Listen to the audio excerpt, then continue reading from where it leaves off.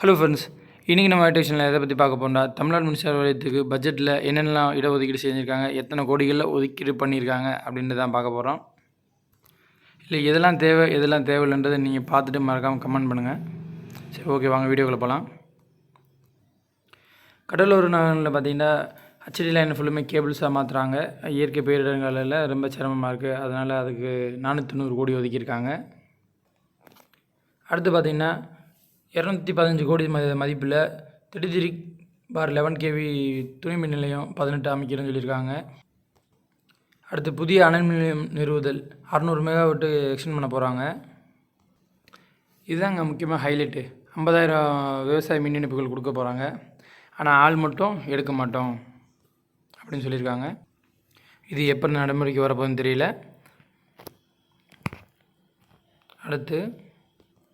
அடுத்து மூலதன பொருள் வாங்குறதுக்கு ஒரு 500 கோடி இன்வெஸ்ட் பண்ண போகிறாங்க. எங்கெங்கன்னு பார்த்திங்கன்னா மேட்டூர் அனல் மின் நிலையம் 1, மேட்டூர் அனல் மின் நிலையம் 2, சென்னை அனல் மின் நிலையம் 1, வடக்கு சென்னை அனல் மின் நிலையம் 2, இங்கெல்லாம் மூலப்பொருட்கள் வாங்குறதுக்காக 500 கோடி இன்வெஸ்ட் பண்ண போகிறாங்க. இபியில் வேலை பார்க்குற எல்லா பணியாளர்களுக்கும் சிறப்பு பயிற்சி வகுப்பு நடத்தப்படும் அப்படின்னு சொல்லியிருக்காங்க. ஆனால் இங்கே விபத்து நடக்கிறதுக்கு ஆள் பற்றாக்குறை தான் மெயின் காரணம் அப்படின்றது அவங்களுக்கு எப்போ தெரிய போகுதுன்னு தெரியல. பாதுகாப்பு பயிற்சி நடக்கிறது ஒரு விதத்தில் நல்லது தான். சரி, ஓகே, அடுத்து என்ன சொல்கிறேன்னு பார்ப்போம். காடம்பாறை புனல் மின் நிலையத்தை புதுப்பித்து அதை நவீனப்படுத்துதல் அதுக்கு ஆய்வு செய்கிறாங்க. அடுத்து பார்த்திங்கன்னா தேரோட்டம் நடக்கிற ஊர்கள் ஒரு சில ஊர்களை முக்கியமாக குறிப்பிட்டிருக்காங்க. அங்கெல்லாம் பார்த்திங்கன்னா தேர் போகிறப்ப நிறைய விபத்துகள் ஏற்படுதுன்றக்காக அதெல்லாம் கேபிளாக மாற்றுங்க அப்படின்னு சொல்லியிருக்காங்க. அதுக்கு பார்த்திங்கன்னா ஜஸ்ட் ஒரு 56 கோடியில் ஒரு மதிப்பீடு போட்டிருக்காங்க.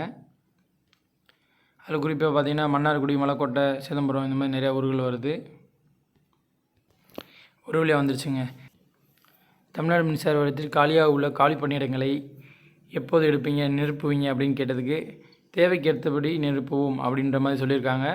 அவங்க தேவை இருக்கிறப்ப எடுப்பாங்க. ஸோ எல்லாம் வெயிட் பண்ணுங்கள்.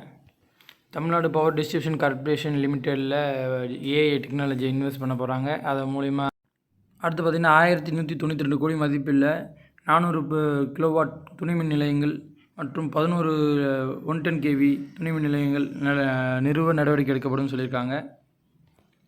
அடுத்து ஒரு 94 கோடியில் 25 துணை மின் நிலையங்கள் மேம்படுத்தப்படும் அப்படின்னு சொல்லியிருக்காங்க.